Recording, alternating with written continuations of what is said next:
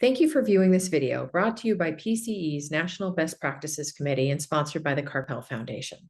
The following presentation by Nell Christensen, Chief Deputy with the Clark County District Attorney's Office in Nevada, will walk us through her office's approach to using caseload studies and a successful appeal for increased funding. I'm here to just talk about one county's journey in successfully obtaining additional staffing. And of course, we are all very unique, and our funders all have different values and interests, and we all have different situations. But the hope is that some of the things that I'll talk about with regards to what we did in our journey might be something that you can take away from this. So my role in the whole process for Clark County was I did the behind the scenes research. I gathered information, I gathered resources, articles, ideas, numbers, stats, and provided it to my boss to go and do the face-to-face ask and do those requests. And I just want to say that I'm starstruck that we have Howard and Elaine here with us today. It's just incredible that they're here with us, because I spent a lot of time during this time period going through the research, and Howard and Elaine's research was among the most helpful, valuable, inspirational to us. And to Howard's point and Elaine's points also, for us to be able to have these independent folks who don't have a dog in our fight saying these things was very, very helpful to us. So you already helped us, Howard and Elaine, without even having known it, because we were able to say, like, hey, we're not just saying this because we're selfishly wanting to have like an easy job. We are saying this because it's true and it's accurate, and even the researchers are saying it. So it's just so cool that you're here. It's incredible to have heard you guys speak. So our journey really started a long time ago, which I'm sure is true for many of you, where you started to realize, hey, we need more staffing. Our case weight is starting to increase. It's just, something that's happening. And we went every year, like every other county department does, to when we're invited to go and tell them what we need for additional staffing. And at that meeting, they would be hearing from Parks and Rec, business licensing, real property management, the airport, animal control, and every other of the dozens of county departments that they have. And every single one of those departments is saying, it's vital that we get a ton of new positions. We need more resources, more. And we weren't really getting much out of those yearly meetings. And we kind of at some point looked around and said something that I read in one of the articles that I found in my research. What happens when the amount of work in a prosecutor's office changes without any subsequent change in funding?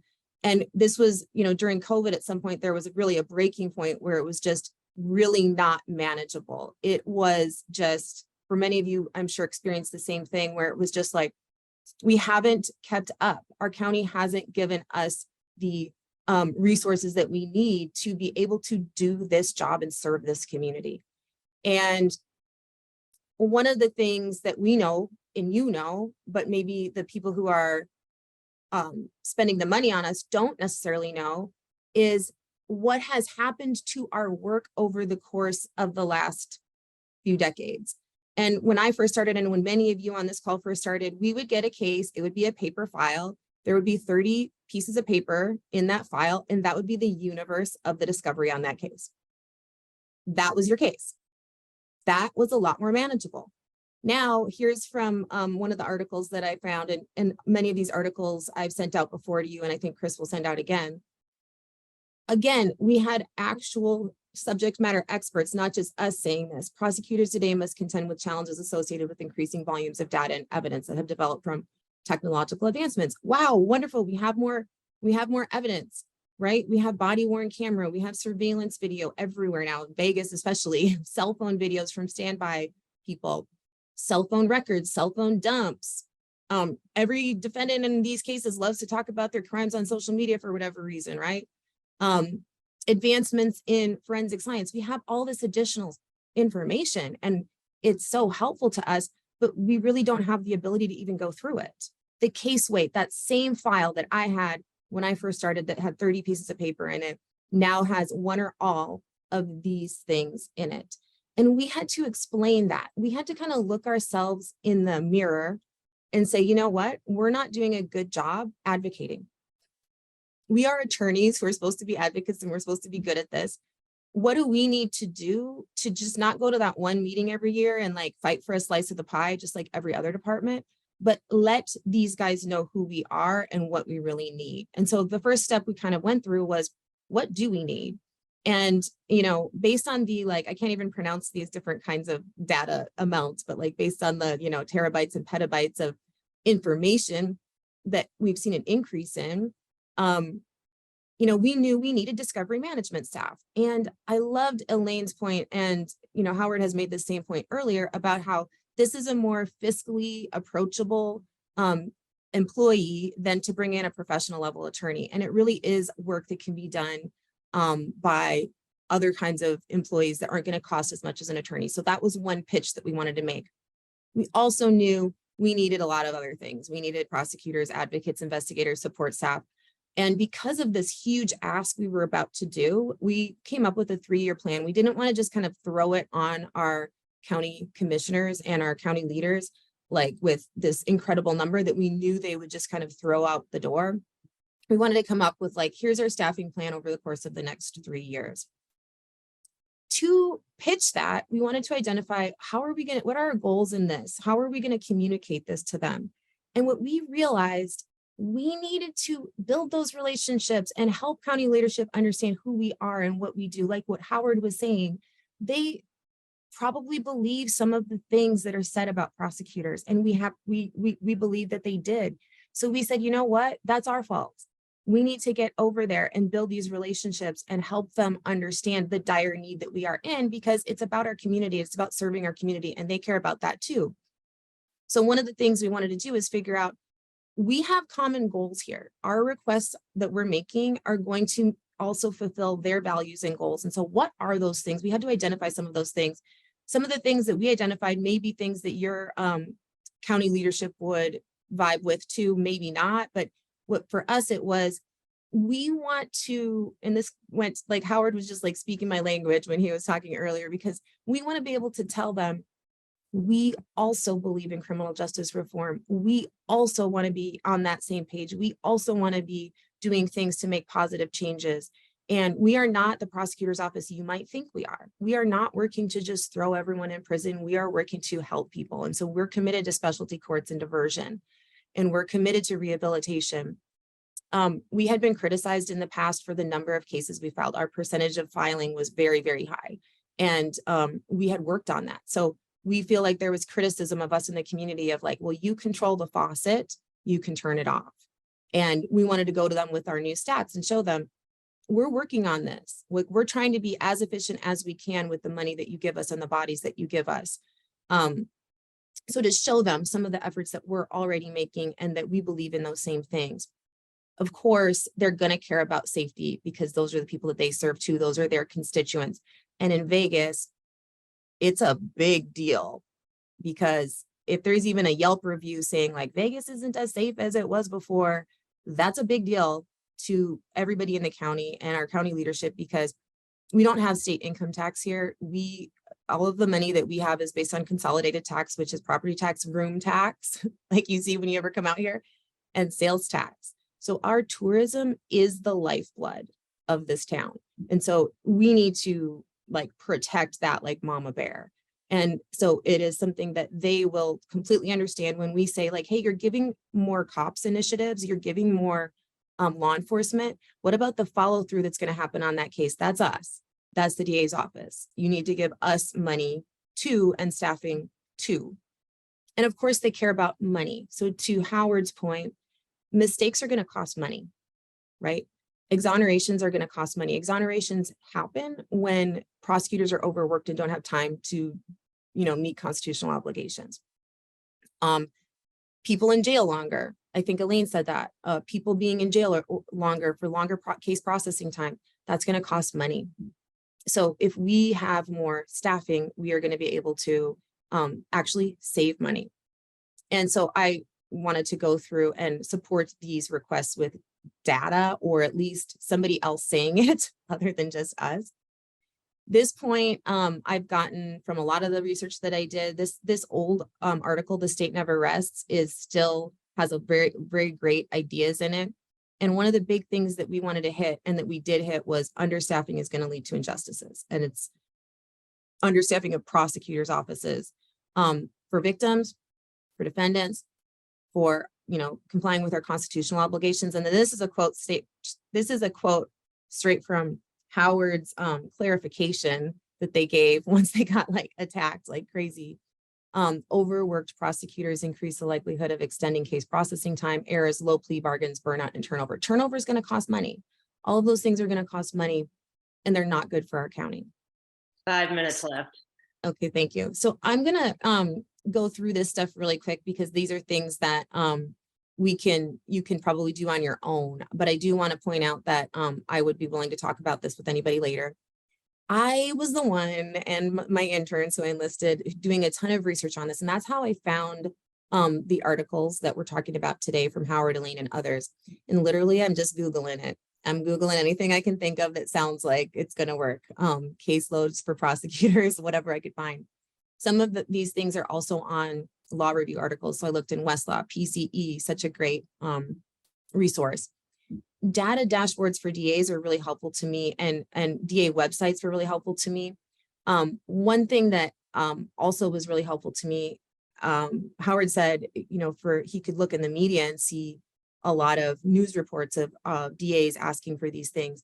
I read articles about Dan Clark. You know, I read articles about Kim Ogg. I read articles about Kim Fox, about all, and big and small, about prosecutors asking for bodies, and I tried to steal their ideas. I also tried to get numbers from those articles because it is a little bit hard sometimes to track down some numbers for us to compare ourselves to other counties, which we wanted to do because we knew we were understaffed compared to other counties.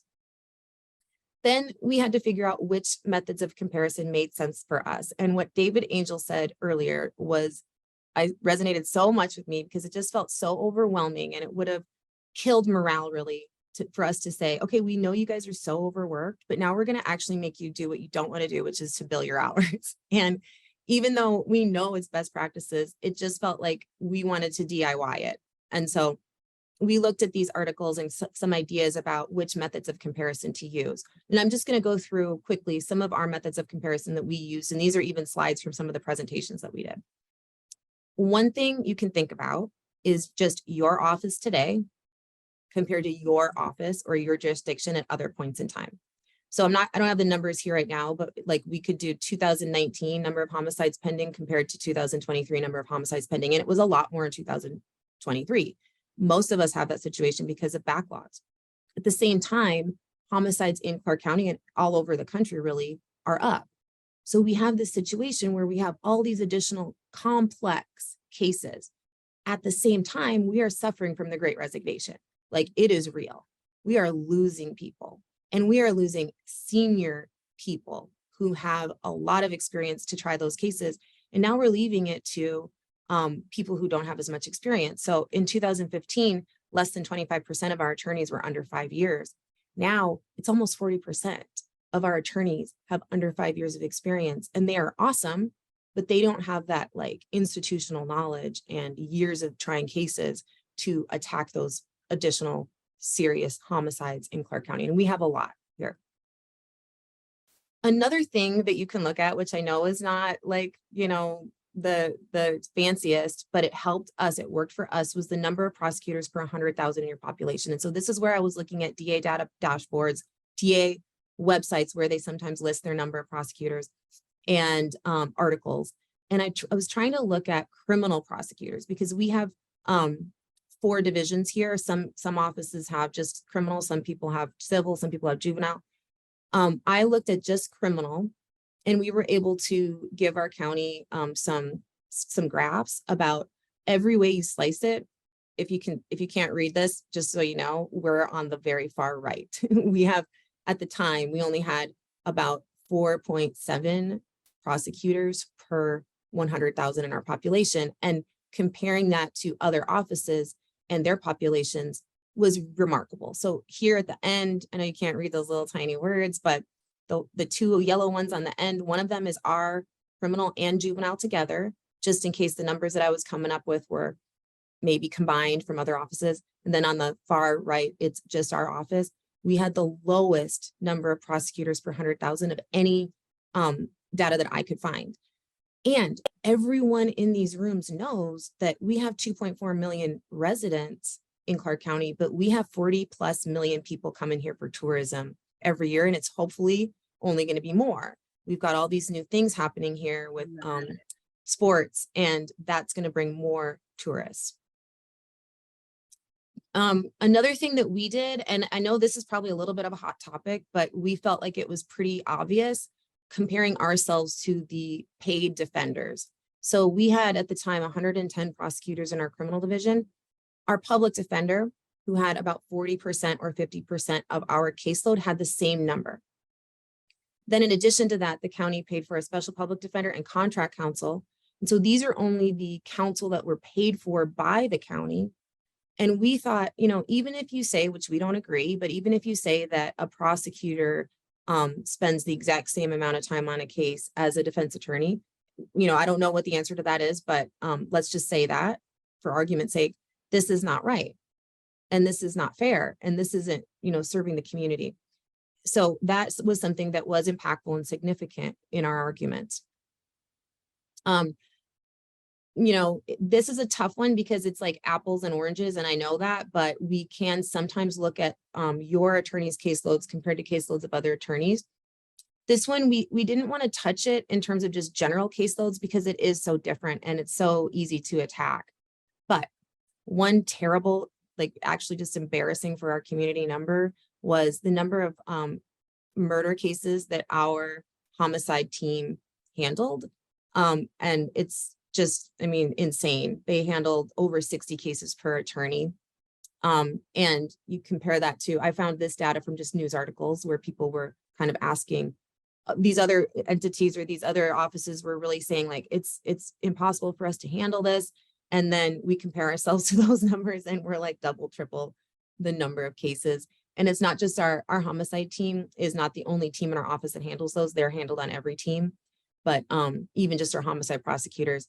And then you compare it to the defenders in Clark County, where they have been able to effectively say, hey, we cannot take any more cases. You're going to have to pay a conflict counsel to take those cases.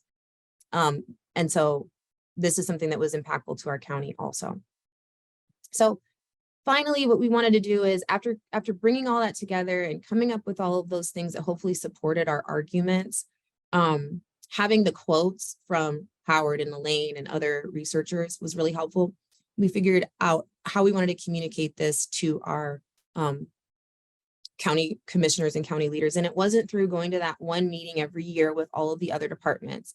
We were going to talk to them and schedule times to talk to them about this, to be able to really sit down and try to show this to them. And we weren't going to like spend a ton of time. We knew they weren't going to have a ton of time because they see a lot of people and they have a lot of constituents and departments that are interested.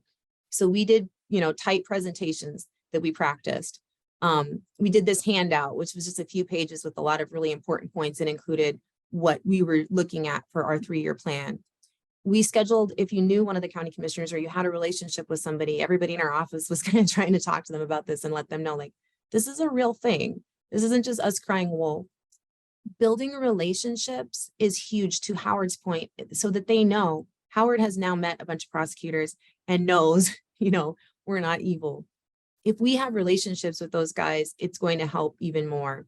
So we actually invited them over to shadow us, like to spend some time to see what we do and to tour and to see some of the things that we're doing, so we could try to show them and bring them into our world a little bit and help them understand who we are, that we're on the same page, and that we're really trying to serve the community the best that we can. We're not just trying to put more people in prison. We're not just trying to get more people so that we can like work a 15-hour work week. We are doing our best to be mission oriented and help the community.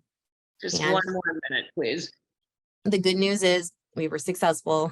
This is, now we have 119 attorney positions in criminal. We got additional discovery management staff.